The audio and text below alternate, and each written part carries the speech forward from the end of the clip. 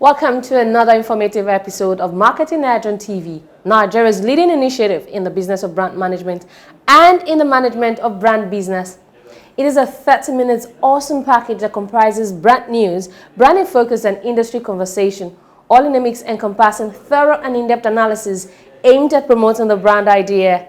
I am Oluwabukola Omoni. Stay tuned. Marketing Edge on TV, promoting the brand idea. We begin with brand news, where we bring you the latest development around brands and in the field of marketing and advertising in Nigeria and around the world.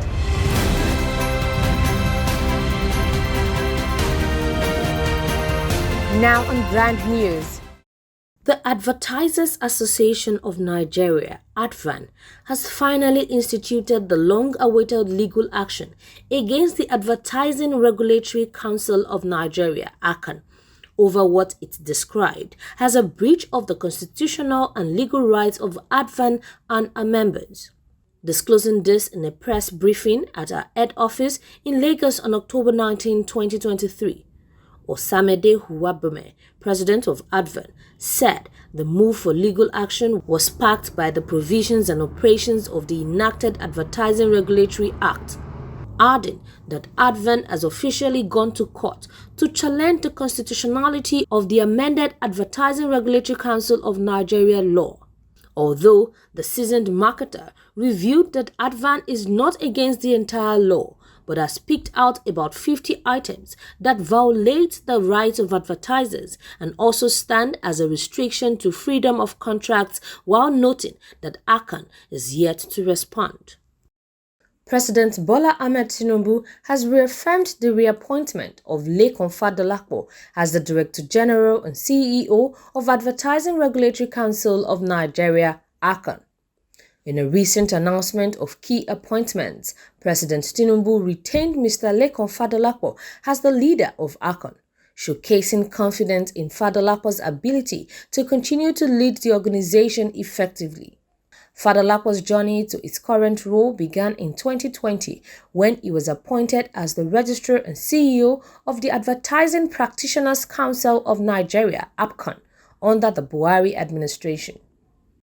Lagos State Signage and Advertising Agency, LASA, a pivotal institution in the dynamic outdoor advertising sector, is on the brink of a transformation.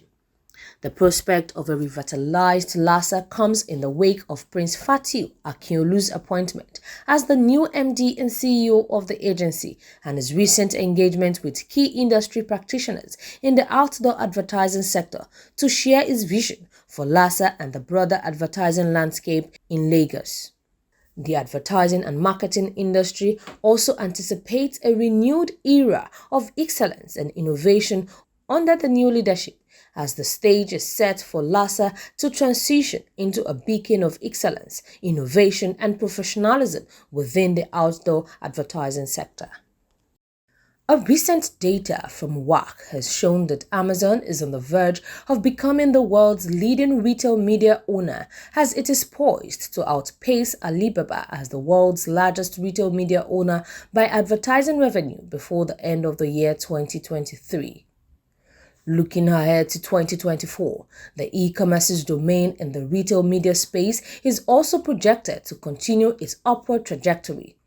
It is forecasted to amass $52.7 billion in advertising revenue, reflecting a remarkable 16% increase. In 2022, retail media giants Alibaba and Amazon collectively raked in a staggering $80 billion in advertising revenue. This colossal figure accounted for over two-thirds, which is 68.3% of the entire global retail media investment.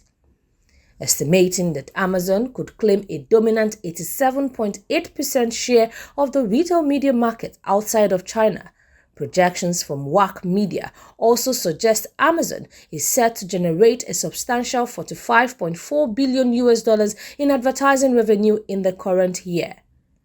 Its impressive 20.4% year-on-year revenue growth is expected to propel Amazon into the top position, surpassing Alibaba. The Cannes Lions International Festival of Creativity has announced the launch of the Luxury and Lifestyle Lions. This lion will provide a global benchmark for brands in the luxury space, recognizing and celebrating the most impactful creative work, experiences, and creative business solutions for luxury and lifestyle sector. Speaking on the new initiative, Simon Cook, CEO Lions, disclosed that it was introduced to reflect the needs of an industry sector while adding that the award is crafted in collaboration with the relevant industry. According to the CEO, the global committee of experts have advised that this highly disrupted sector needs its own benchmark so that they can move from driving awareness to recognizing solutions that are changing business models and setting a new creative standard for a market influx. That was brand news. Next is Branding Focus, right after the break.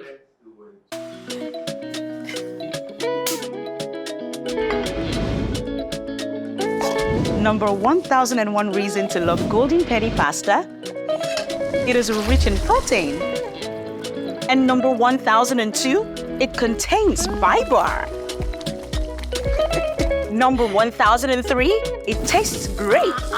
Mommy, Does it end? No, my darling, it doesn't. So you see, beyond the taste, there are so many reasons for you to love your Golden Penny pasta. Golden Penny Pasta is a great meal for you and your family, giving you a delicious taste with great nutrients. So go ahead, enjoy Golden Penny Pasta and find more reasons to love it. reason 1004. It slopes. Golden Penny Pasta. Great taste, good nutrition.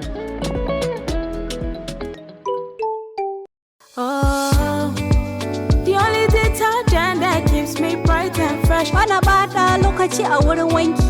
Viva mafi inganci. Ito da sakwa hirin netin yo mere viva. Chiri viva. Maswa koko atowo renu lo viva. Viva, oh viva. Ina some viva. Obu yuiche viva. Omiro viva titila. Viva, oh viva. Ina some viva. Obu yuiche viva. Omiro viva titila. Viva, oh viva.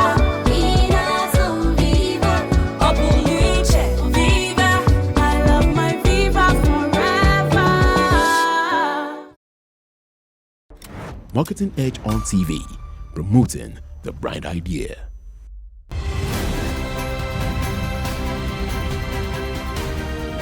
Now on Branding Focus. In today's marketing landscape, video storytelling is a powerful way to connect with audiences and build brand resonance by using visuals and narrative to evoke emotions, stimulate curiosity, and provoke thoughts.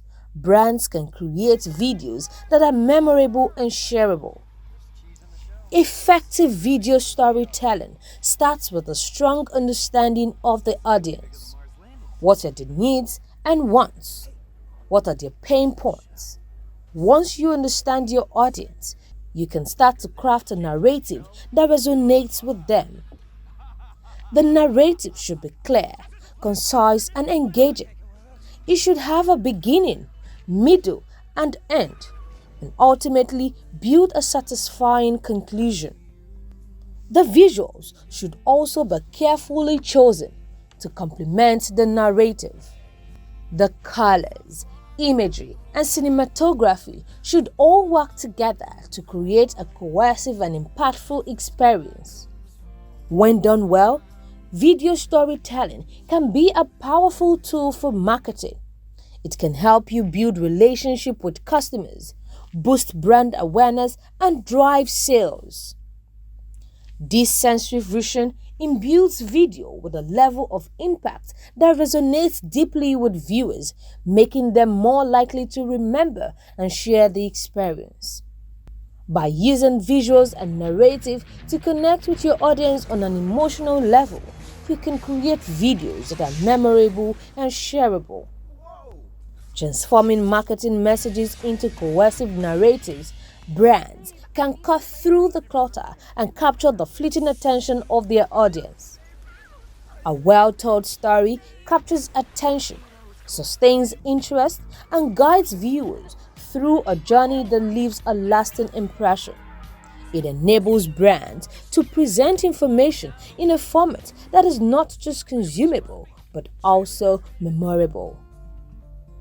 The allure of storytelling in video marketing extends beyond engagement. It lays the foundation for brand loyalty and advocacy. When consumers connect emotionally with a brand's narrative, they become more than customers. They become enthusiasts and advocates. By evoking emotions aligned with positive experiences, brands foster a sense of attachment that transcends transactional relationship, thereby cultivating lasting loyalty. The power of visual storytelling transcends traditional marketing approaches, allowing brands to build meaningful connections and foster loyalty amongst their audience. Welcome back. Next is Industry Conversation, where we have discussions with industry thought leaders who have distinguished themselves in the business of brand management and in the management of brand business. My guest today is a seasoned marketer in the oil and gas sector. Join me right after this break. Take it from me, the mind-blowing way to do things is the Glow LTE advanced way. When you stream, it's like you're in the drama itself. When you make calls, you reach where others can't. Coffee! Doing business is like running Wall Street from your street. And when you play, I did beat you guy. We'll see about that. It's like traveling the world without moving an inch. Is that Toby in your room? You can download in the blink of an eye in 4K. Go. And when you go for your dreams, it's like running with the strength of 3 nations behind you. Glow LTE Advanced, the power of 3 data networks in one. Get a Glow SIM or dial *301#.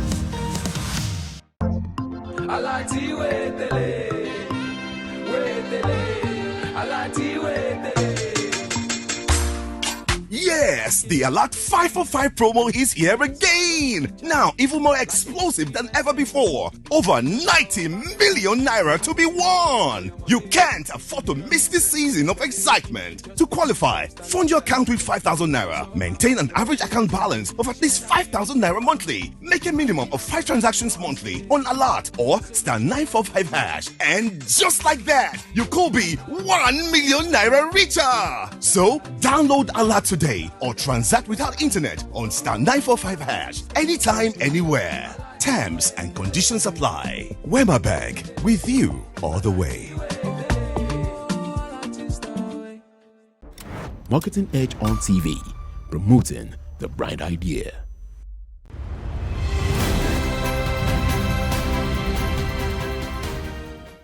Welcome back. This is Industry Conversation. My guest today is the Managing Director and CEO of 11 PLC, Mr. Tunji Onyebanji. Glad to have you join us on the program, sir. Good afternoon. Good Pleasure afternoon. to be here. All right, great. So, as a former chairman of the Body of Fellows of the National Institute of Marketing, tell us, what is your assessment of the marketing environment? The marketing environment in Nigeria continues to evolve. I think we are up to date compared to the marketing profession in many countries around the world. I think the profession is growing by leaps and bounds, and hopefully the future is very, very bright. Okay, so how do you think marketers can create distinctive brand identities for products? Well, of course, everything starts with the consumer.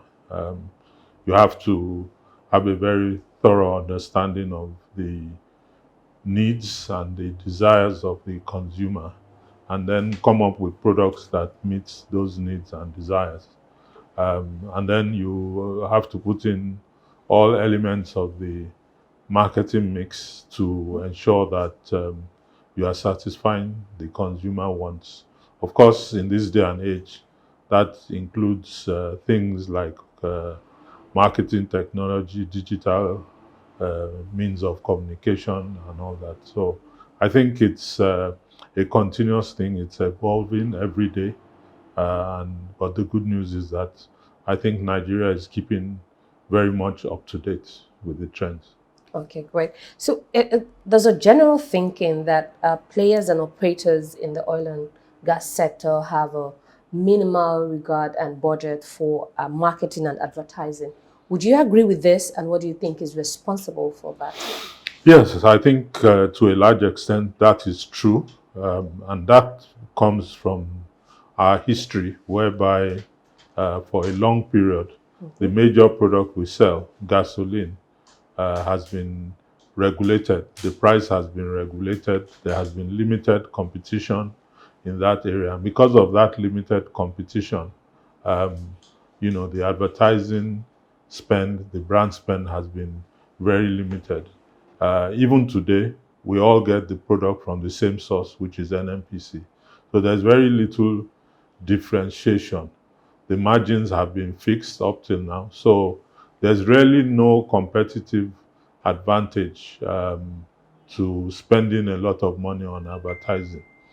However, in the area of lubricants, where the prices are not regulated, where you are able to differentiate your product and demonstrate your quality, more of the advertising budgets have been directed to this particular aspect of our business. So I think as we move into a deregulated environment for even gasoline now, we'll begin to see more competition, and with more competition, obviously, the marketing budgets will begin to become more and more.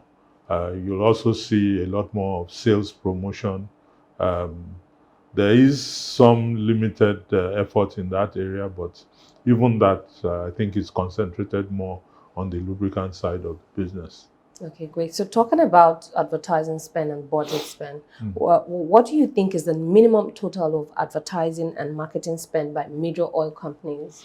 Well, I would say, all I can say with the specificity is definitely it runs into billions, because it's not just advertising, it's, sales promotion, it's customer support programs, distributor programs, reward systems for distributors and things like that, which are all part of what I would call the marketing mix as far as our business is concerned. So I don't think there's any specific data for the industry, but I would dare say that in totality, when you look at the wide range of the marketing effort by companies, particularly in the lubricant area, you will find that it definitely runs into billions of naira. Okay, so let's talk about the competences required in the oil and gas sectors. What do you think these competences are that would help players to be successful?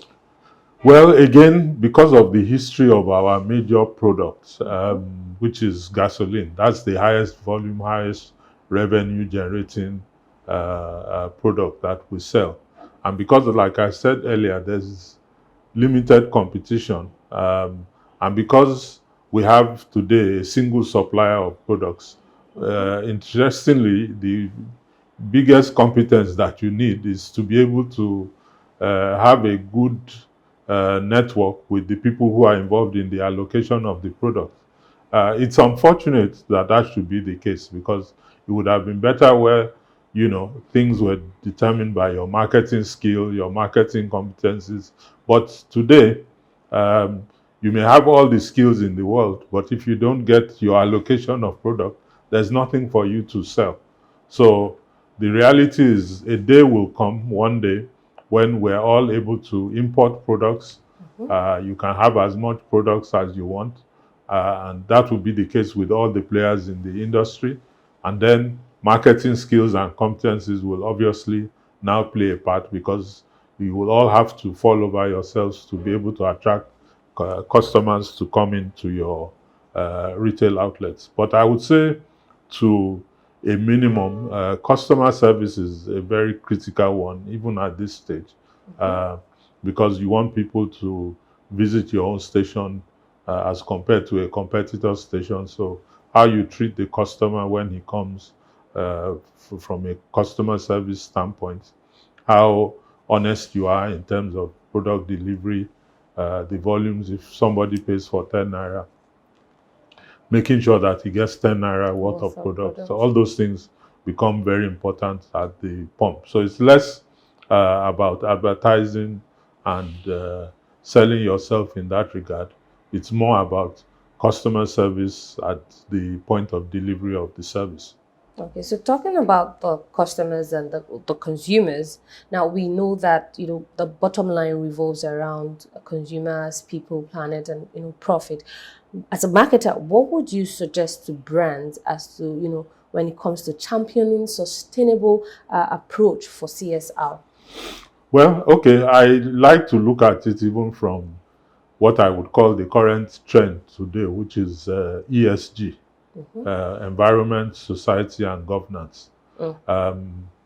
Environment from the side of the fact that our major product is from oil, and oil obviously is a dwindling resource. So obviously, I think with that in mind, there's a need to start looking at alternative energy sources that are not from fossil fuels.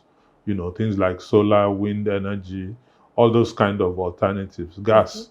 I think that will help the environment ultimately and allow for sustainability. On society, it includes everything that we would typically call CSR. So how do you impact your society, your immediate environment, whether it's your customers, whether it's the surroundings? What do you do to make life better for either the less privileged or people around you? So that from a society standpoint. The one that doesn't get talked about too much is governance. For you to run a sustainable long-term organization, you have to get governance right. Governance includes paying your taxes on time, having sets of rules on how you manage your company, and making sure you abide by whatever rules you have set for yourself. It means also following the regulations laid down by the government so that you run your business in a sustainable way that doesn't affect or harm the environment. So it's an all-encompassing thing. It's not just the issue of CSR and donating things to people, but it also means looking after the environment and also having a very good governance structure. It would be good, for instance, that all the companies involved in the industry have a board of directors and have a very smooth operating guidelines that they follow. All these things combine together to make for very sustainable companies. And how would you advise brands that engage in false advertisement, in order to drive sales at the detriment of the customer rights? Okay, these are again all things that I think are not sustainable. You may have a short-term advantage, but long-term, the consumers will begin to, read through whatever you are doing. It's just like the example I gave about cheating at the pump. You may have a short-time advantage, but once people start to say, these people cheat us anytime we go to the station, ultimately you will eventually begin to lose business because of that. So for me, my advice to such brands is that you should do things that are sustainable and will help you be sustainable over a long time, rather than looking for just short-term goals and short-term benefits, but look and think of what will keep your brand in play. The mobile brand has been in Nigeria now for definitely well over 50 years. The company itself has been operating over 100 years in Nigeria, selling mobile branded products. And for us to be here for that length of time, we must have demonstrated quality. We must have the demonstrated integrity in terms of our dealings with people, so that over time people trust our brand and believe in it and continue to patronize us. Okay, so what do you think? What are your projections of this year's market size growth, for the advertising spend for the sector? Well, again, because of the state of the economy, the high inflation, the exchange rates, I think a lot of pressure has been put on the minimal advertising budgets that may have existed. I think particularly in the second half, a lot of companies would have had to slow down a lot simply because, with the way inflation has been galloping, with the way the naira has been depreciating, it's costing more and more to be able to source raw materials. The cost of the product to consumers has also been going up.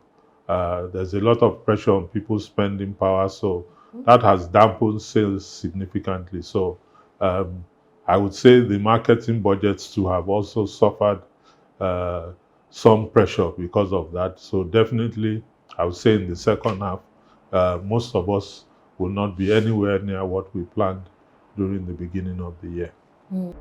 Marketing Edge on TV, promoting the bright idea.